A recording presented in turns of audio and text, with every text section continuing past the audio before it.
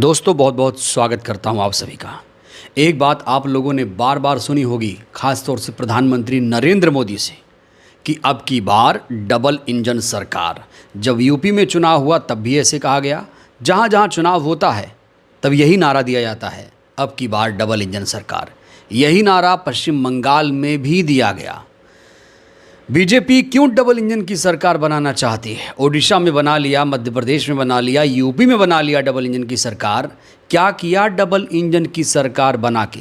जनता को ये सवाल इन लोगों से पूछना चाहिए कि क्यों चाहिए तुम्हें डबल इंजन की सरकार, क्या करोगे डबल इंजन की सरकार? दोस्तों आज मैं आपको 3 अहम बड़ी खबरें दिखाने जा रहा हूँ। एक उत्तर प्रदेश की, दूसरी मध्य प्रदेश की, तीसरी ओडिशा की। तीनों जगहों पर डबल इंजन की सरकार है। लेकिन सबसे पहले हम बात करेंगे प्रेस फ्रीडम इंडेक्स की। प्रेस फ्रीडम इंडेक्स में हमारा देश पीछे हो गया। उसकी एक ही वजह है, गोदी मीडिया, टीवी मीडिया, जातिवादी मीडिया, दलाल मीडिया। अगर जातिवादी मीडिया दलाली नहीं करता तो हमारा देश प्रेस फ्रीडम इंडेक्स में इतनी दयनीय स्थिति में नहीं होता। दोस्तों आपको जानकर ताज्जुब होगा कि पाकिस्तान, नेपाल जैसे देश भी भारत से आगे निकल गए हैं, और इसके लिए अगर कोई जिम्मेदार है तो वो है टीवी मीडिया, जातिवादी मीडिया।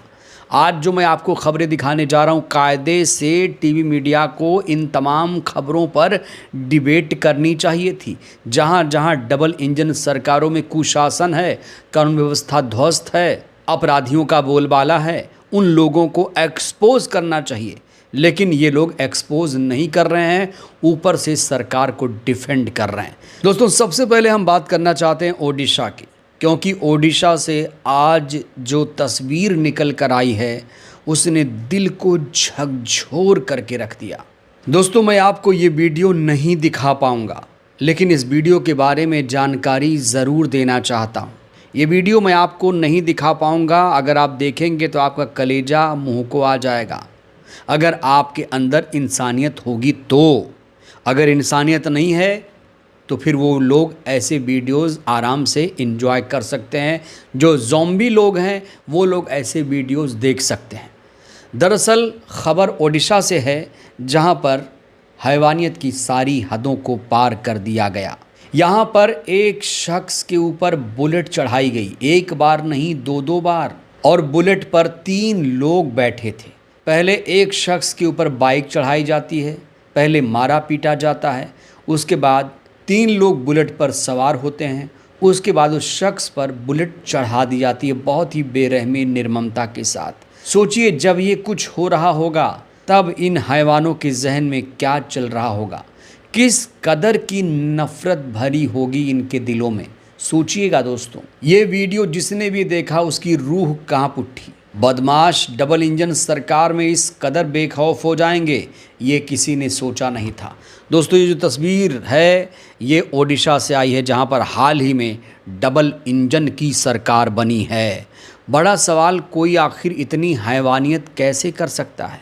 जिस शख्स के ऊपर बुलेट चढ़ाई गई उसका नाम मृत्युंजय भारीमल है।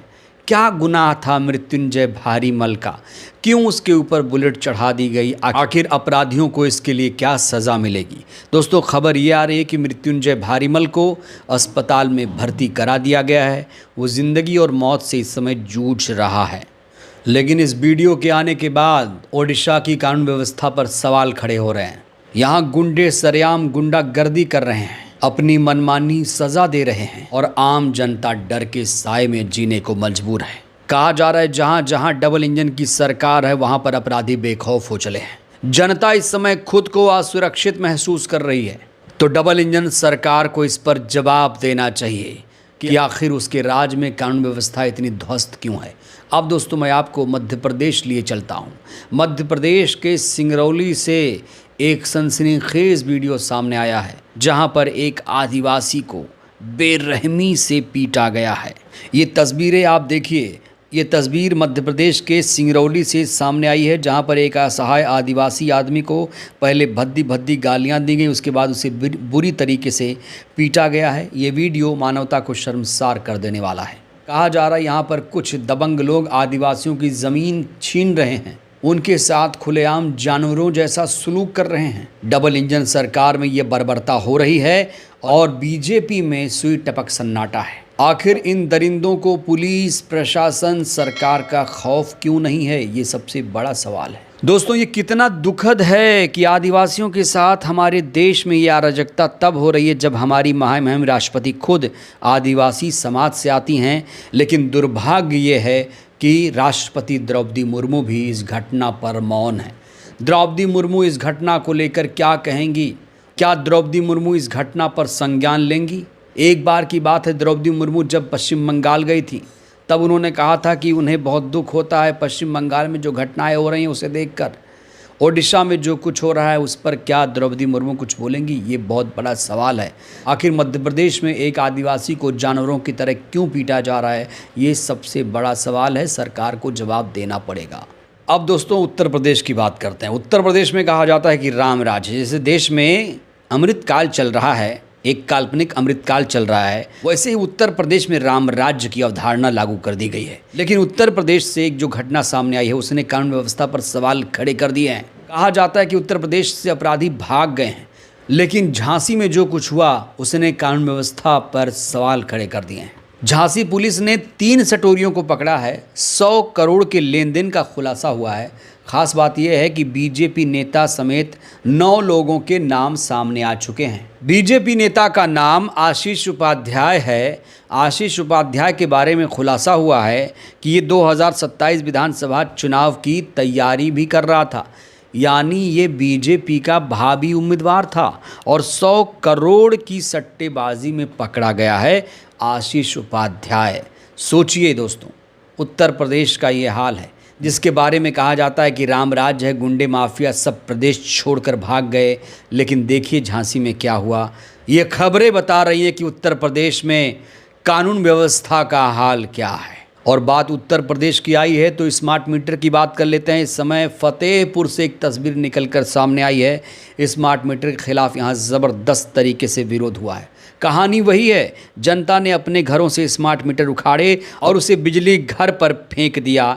उत्तर प्रदेश के अलग अलग कोने से इस तरह की तस्वीरें निकलकर सामने आ रही हैं।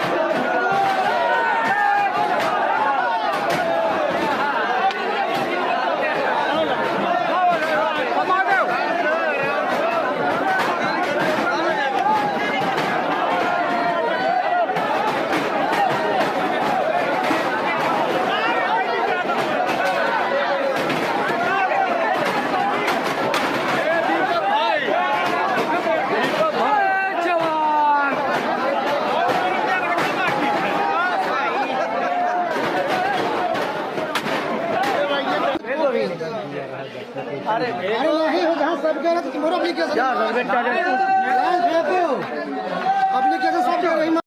बहरहाल दोस्तों, इस वीडियो में इतना ही। जिस तरीके से डबल इंजन सरकारों में अत्याचार हो रहा है, जिस तरीके से सरेआम गुंडागर्दी हो रही है, क्या लगता है और भी राज्यों में डबल इंजन की सरकार बननी चाहिए?